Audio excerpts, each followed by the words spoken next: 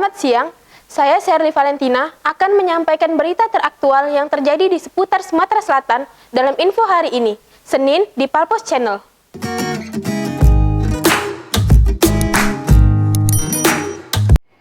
Seorang residivis yang kerap membobol ruko di kawasan Pasar 16 Ilir Palembang akhirnya tertangkap.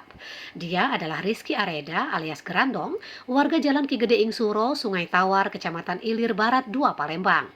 Gerandong diringkus anggota Buser Polsek Ilir Timur 1 Palembang di Jalan Jenderal Sudirman pada Kamis malam 16 September 2021.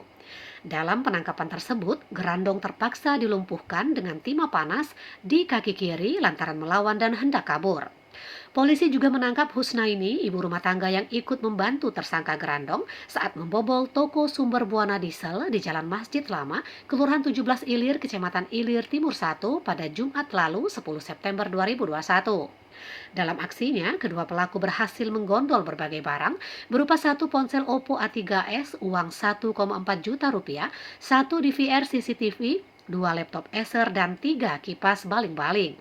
Kapolsek Ilir Timur 1 AKP Ginanjar alias Sukmana didampingi Kanit Reskrim Ibtu Gofur Asyari mengatakan kedua pelaku ditangkap lantaran membobol toko di kawasan Pasar 16 Ilir milik Haryanto alias Acong.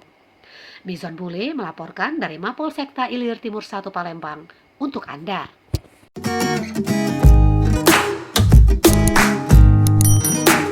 Demikian info hari ini. Saya Sherly Valentina dan segenap kru yang bertugas undur diri. Selamat siang, terima kasih.